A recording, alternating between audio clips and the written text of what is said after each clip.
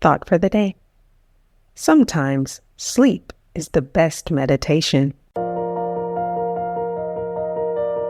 Welcome to 7 Minutes for Yourself.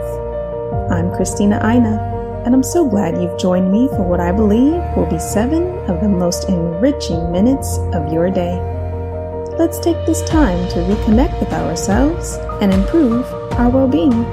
In today's episode of 7 Minutes for Yourself, we are discussing tools to maximize our quality of sleep.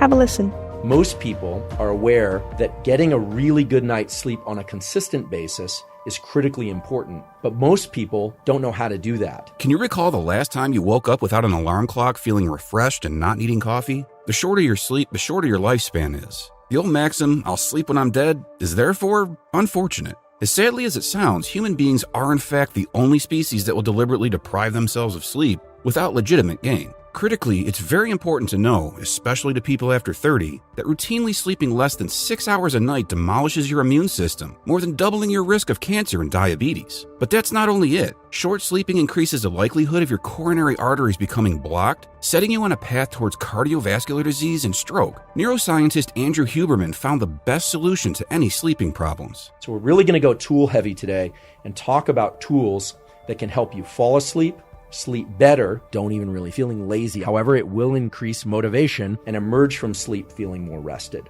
And this is why whenever people ask me, what should I take? Which is one of the most common questions I get. What supplement should I take? What drugs should I be taking? What things should I be taking?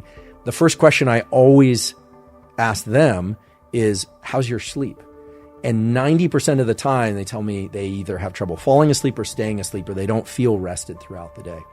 If you turn on the lights before waking up, so around 45 minutes to an hour before waking up, even if your eyelids are closed, provided you're not under the covers, after doing that for a few days, that increases your total sleep time and shifts forward the time at which you feel sleepy. It makes you want to go to bed earlier each night.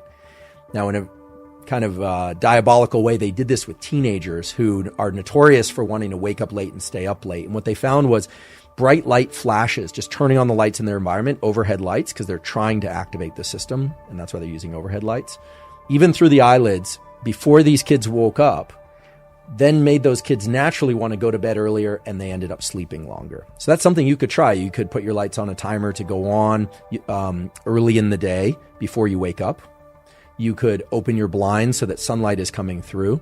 Now, again, if you curl up under the covers, then it's not going to reach these neurons, but it's remarkable the light can actually penetrate the eyelids, activate these neurons, and go to the central clock. You have the capacity for what are called phase advances and phase delays.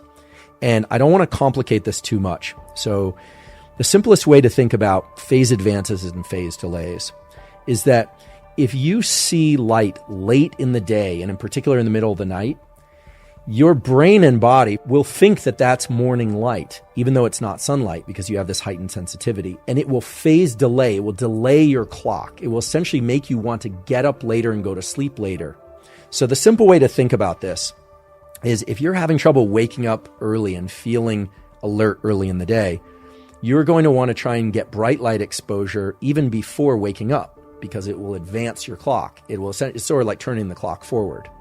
Whereas if you are having trouble waking up early, you definitely don't want to get too much light exposure or any light exposure to your eyes late in the evening and in the middle of the night, because it's just going to delay your clock more and more. And when you start doing that by controlling your sleep environment, right? Get the proper sleep surface, get the proper pillow, get the temperature in the room right, get your light exposure right, start timing your exercise at normal periods or times throughout the day and week.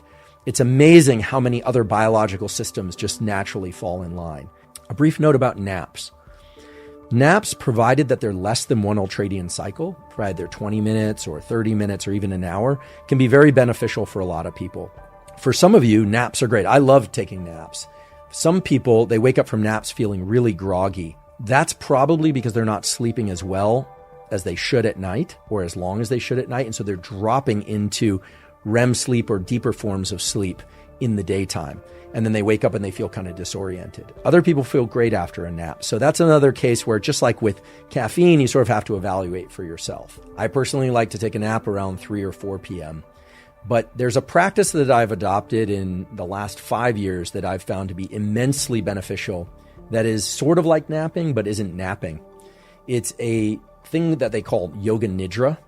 Yoga nidra actually means yoga sleep, and it's a sort of meditation that you listen to. There are a number of scripts. I've talked about this on podcasts before, but I'm going to post a link to the two that I like most that allows you to consciously bring your entire body and mind into a state of deep relaxation. And sometimes you fall asleep and sometimes you don't.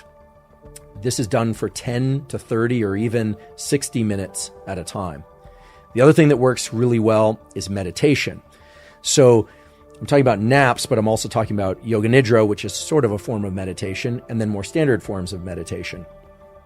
All three of those do something powerful, which is that they bring our mind into a state of less so-called sympathetic nervous system activation, which is what governs your alertness. And instead, it activates cells and circuits in your body that promote the parasympathetic nervous system or the calming system. Meditation and yoga nidra scripts have been immensely helpful for me in terms of accelerating the transition to sleep.